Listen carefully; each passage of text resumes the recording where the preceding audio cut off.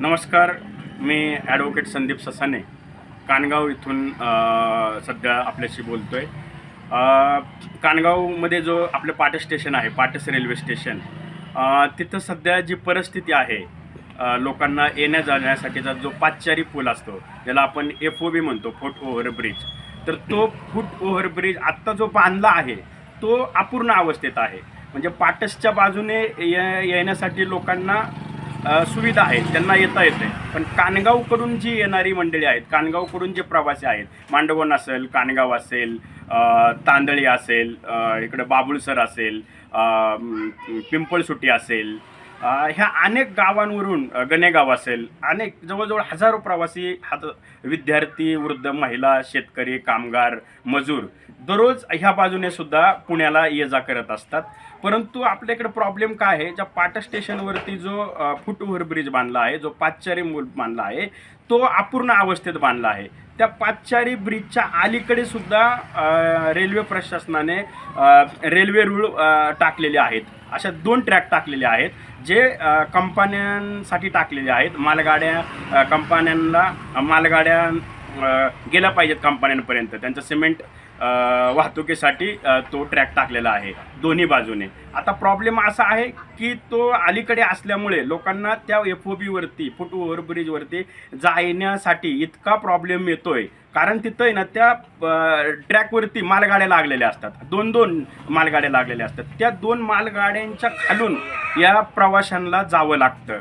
म्हणजे कधी कधी काय होतं की ही म्हातारी माणसं असतात की जे रेल्वेच्या खालनं जातात मालगाडीच्या, आणि कधी कधी अचानकच मालगाडी चालू होते, आणि असं अनेक वेळा घडलं आहे. त्यांना मी स्वतःसुद्धा त्या ट्रॅकवरती पडलेलो आहे जोरामध्ये, मी स्वतः ट्रीटमेंट घेतलेले आहे. अशा अनेक, म्हणजे इतका भयानक त्रास आहे सगळ्यांना, अनेक विद्यार्थ्यांना, अनेक तरुणांना, अनेक म्हाताऱ्या माणसांना, सगळेजण, म्हणजे सगळ्यांची तक्रार आहे याबाबत. आणि अतिशय गंभीर, अतिशय भयानक असा हा प्रश्न आहे सगळ्यांच्याच प्रवाशांचा, आणि त्यांना येता जाता दररोज तो त्रास होत आहे. म्हणून आता किती दिवस पाहायचं बाबा, आज शासन करेल, उद्या सरकार करेल, हे अशा आम्ही वाट पाहत होतो.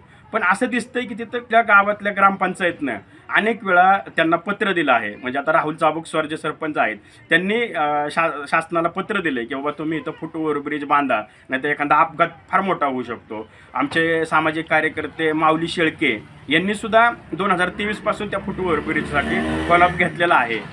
तर त्यांनाही असं व्यवस्थित काही उत्तर आलेलं नाही, आमच्याकडे निधी कमी आहे, निधी आल्यावरती आम्ही बांधू.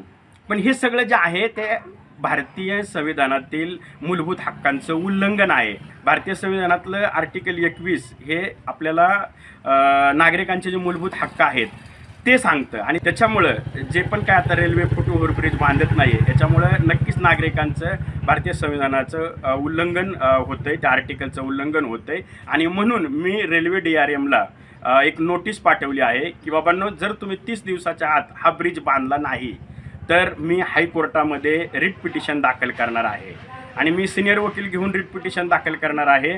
मी कदाचित असीम सरोदे जे ॲडव्होकेट आहेत महाराष्ट्रातले, त्यांना घेऊन रिट पिटिशन दाखल करणार आहेत, आणि काही करून यातल्या लोकांना जो त्रास होत आहे त्याच्यासाठी ही लढाई मी चालू ठेवणार आहे, आणि लढाई जिंकणार सुद्धा आहे. खूप छान प्रतिक्रिया दिली, आणि आपल्या या लढ्यामध्ये आम्ही सर्व ग्रामस्थ, प्रवासी व न्यूज चॅनलवालेसुद्धा आम्ही सहभागी होऊ. मला एक गोष्ट सांगायची आहे की सकाळी सुरेश भाऊ पराळेंचा मला फोन आला होता, जे महावितरणचे कॉन्ट्रॅक्टर आहेत. ते म्हणले की संदीप, तुला या पिटिशनसाठी जितका पण काही खर्च येईल मुंबईमध्ये हा दाखल करण्यासाठी, तो मी स्वतः द्यायला तयार आहे, तुझा हा लढा चालू ठेव. अतिशय महत्त्वाचे, त्यांचेही अभिनंदन, मंगलमय, धन्यवाद दोघांना, आभार त्यांचे. आज तुम्ही एक दानशूर, तुमचा वकील या पदाचा आपण उपयोग समाजासाठी करत आहात.